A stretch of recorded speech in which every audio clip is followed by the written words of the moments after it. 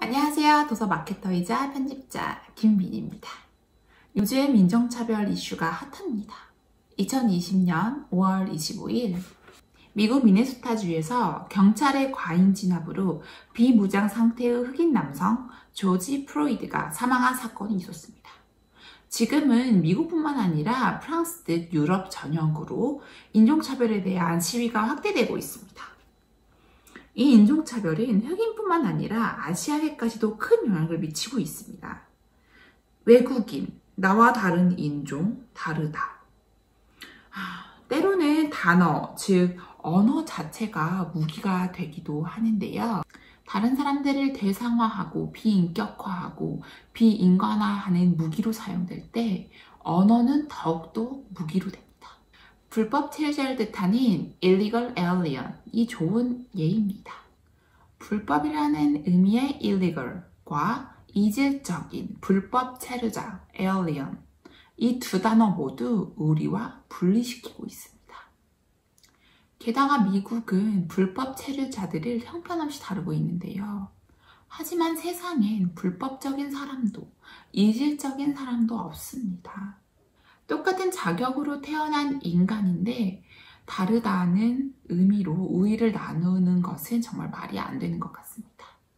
이런 환경오염, 기후변화, 빈부격차 문제 등 사회 문제를 자신의 글로 소신 있는 목소리를 내는 저자를 소개합니다. 나의 글로 세상을 1mm라도 바꿀 수 있다면, 이 책입니다. 티라미수가 출판했고요. 저자는 메리 파이퍼입니다. 메리 파이퍼는 세계적으로 유명한 임상실험자이자 베스트셀러 작가입니다. 한 사회 문화가 정신건강에 미치는 영향을 전문적으로 다루었으며 같은 세대 독자들에게는 문화치료사라는 별칭을 듣고 있습니다. 전 세계 의료 전문가, 학생, 공동체를 대상으로 하는 강연을 하였고요. 저서로는 리바이빙 오피리아, 또 다른 나라, 나는 심리치료사입니다. 나는 내 나이가 참 좋다 등 11권의 책을 집필했습니다. 이 저자의 특징은 글쓰기를 44살부터 시작했다는 겁니다. 지금은 성공한 작가지만 그 역시 스스로를 재능은 없으면서 꿈만 야무진 평범한 사람이라고 생각했다고 하는데요. 하지만 좌절에 머무르지 않고 자신만이 할 수 있는 이야기를 발견하면서 글쓰기와 심리치료를 접목하여서 좋은 글들을 쓰고 있습니다. 이 책의 핵심은 글을 씀으로써 자기 자신을 발견하고 다른 사람의 성장을 도우면서 세상을 조금이라도 바꿀 수 있다는 것인데요. 단지 글쓰기 방법을 알려주는 책이 아니라 세상을 조금 더 잘 살기 위한 글쓰기 방법을 알려주는 책입니다. 저자의 세계관을 바꿔놓은 책이 있다고 합니다. 바로 안내의 일기입니다. 안내의 일기를 읽기 전인 12살까지는 그럭저럭 악의 존재를 모른 척 무시하고 살 수 있었다고 합니다. 하지만 안내의 일기를 읽고서야 비로소 아이들을 조직적으로 죽이는 어른들이 있다는 사실을 깨달았다고 합니다. 인간에 대한 내 이해의 영역에 안내 같은 영웅뿐 아니라 그를 죽게 만든 악당들까지 포함된 것이죠. 안내의 일기를 읽는 동안 저자는 저자의 마음속에 머물렀던 천진난만한 아이를 잃었다고 합니다. 안내의 가족이 숨어 살던 은신처로 식당을 조달해주던 미프 히스의 영상이 있습니다. 미프는 안내를 늘 진실을 알고 싶어하는 소녀라고 얘기했는데요. 다른 사람들은 그들을 안심시키고자 전해주는 희망의 말을 믿으려고 했지만 안내는 문까지 뛰어나와서 이렇게 대묻곤 했다고 합니다. 아주머니, 진짜 어떻게 되어가고 있는 건가요? 안내의 열정과 생기발랄한 모습을 상상할 수 있는 한 문장입니다. 안내의 에세이, 쥐쇠회에서 안내는 이렇게 얘기합니다. 모두가 적당한 때를 기다리지 않고 지금 당장 조금씩 세상을 바꿔 나간다면 얼마나 멋질까요? 당신이 줘야 하는 걸 주세요. 우리는 언제나 뭔가를 줄 수 있어요. 아주 작은 친절한 행동 하나라도 말이죠. 세상에는 방과 재물, 돈과 아름다움이 넘칩니다. 신께서 우리 한 사람 한 사람에게 충분하도록 세상을 창조하셨으니까요. 이제 우리가 할 일은 당장 그것을 좀 더 공평하게 나누는 것입니다. 안네 프랑크는 결국 다른 사람에게 죽음을 당했지만 그의 짧은 삶을 통해서 우리는 진실과 선물을 전해받았습니다. 안나 프랑크처럼 우리에게 영향을 준 저자가 있는데요. 바로 레이첼 카슨입니다. 레이첼 카슨은 침묵의 봄을 통해서 특정 농약의 사용을 멈춰야 한다고 주장했습니다. 책 출간의 여파로 미국에서는 실제로 유기염소 계열 살충제인 DDT의 사용이 전면 금지되었습니다.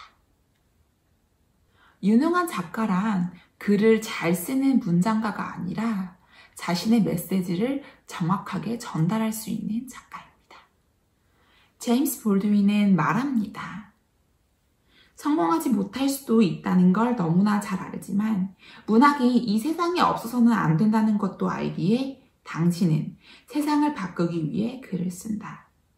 세상은 사람들의 관점에 따라 변한다. 그러므로 단 1mm라도 사람들이 현실을 바라보는 방식을 바꿀 수 있다면 당신은 세상을 바꿀 수 있다. 사회적 의식이 있는 작가는 자기 글 면면에 진정성과 투명성이 배어있기를 바랍니다. 그들은 독자에게 무엇을 생각해야 하는지를 말하는 것이 아니라 어떻게 생각해야 하는지를 알려주려고 애씁니다.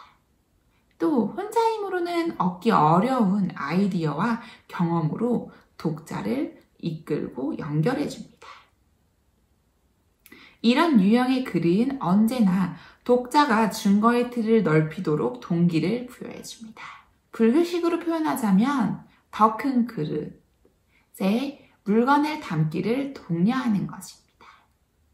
그렇다면 사회적 의식이 있는 작가, 즉 자기의 메시지를 정확하게 전달할 수 있는 작가가 되려면 어떻게 해야 할까요?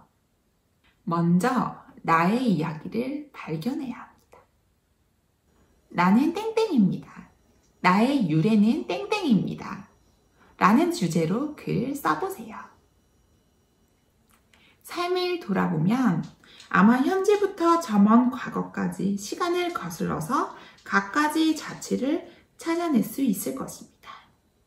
거기에는 지금 당신의 핵심 가치를 형성한 결정적인 사건, 당신에게 중요한 사람, 잊지 못할 경험이 있을 것입니다. 당신에게는 당신만의 재능이 있고 시간을 보내는 당신만의 방식이 있습니다. 그리고 당신에게는 타고난 기질이 있고 신념체계와 직업 윤리가 있습니다. 우리가 쓰는 글은 우리 자신으로부터 나옵니다. 자신의 영혼을 더 깊이 탐구할수록 글이 더 깊고 풍성해집니다. 우리 자신이 누구인지를 제대로 알아야지만 독자에게 자신의 감수성과 도덕적 세계관, 관점을 온전히 건넬 수 있습니다. 잊지 마세요. 모호한 생각은 모호한 글로 이어집니다. 내적으로 명료해야 독자에게 정직하고 사려 깊은 글을 보여줄 수 있습니다. 나의 이야기를 발견한 후 글을 쓰기 시작할 때 가장 중요한 것은 더 대담하게, 더 진솔하게입니다. 대부분 우리가 학교에서 썼던 글들은 페이지 수 기준으로 평가되었습니다. 대학에서는 내 생각을 오로지 다 쓰는 글이 아닌 다른 사람의 글을 조금 참조하여 조심스럽게 언급한 그런 글들이 잘 썼다고 평가되었습니다. 글은 객관적이어야지 너무 주관적이면 안 된다는 이야기도 들었습니다. 저자는 이야기합니다. 더 대담하게, 더 진솔하게 글을 쓰지 않는다면 그 문장은, 그 글은 지루해질 수밖에 없다고요. 최근 잡지에서 킴벌리 프렌치가 쓴 쓰디센 수학이라는 제목의 기사가 있습니다. 그는 다음과 같은 놀라운 문장으로 글을 시작합니다. 당신은 시중팔구 노예가 생산한 제품을 소유하고 있다. 초콜릿, 수공예 카펫, 커피, 차, 담배, 설탕, 토마토, 오이, 오렌지. 이어 그는 미국과 프랑스를 포함해 지금도 세계 곳곳에 노예가 존재한다는 사실을 발견하고 느낀 놀라움과 당혹스러움을 전하면서 이런 질문으로 끝을 맺었습니다. 노예 해방에 쓸 수 없다면 우리의 경제력과 정치력은 다 무슨 소용이 있겠는가? 노예제도의 중단을 선택할 수 없다면 어떻게 우리가 자유롭다고 말할 수 있을 것인가? 라고요. 이렇게 더 대담하고 더 진솔하게 글을 써야지 독자에게 메시지가 강력하게 전달됩니다. 나의 글로 세상을 1mm라도 바꿀 수 있다면, 이 책의 제목이 조금 거창할 수 있겠지만 저자는 이렇게 얘기합니다. 긍정적인 변화는 올바르게 행동하는 품위 있는 사람들로부터 나온다고 나는 믿는다. 그리고 대부분의 사람들은 매일 선한 행동을 한다.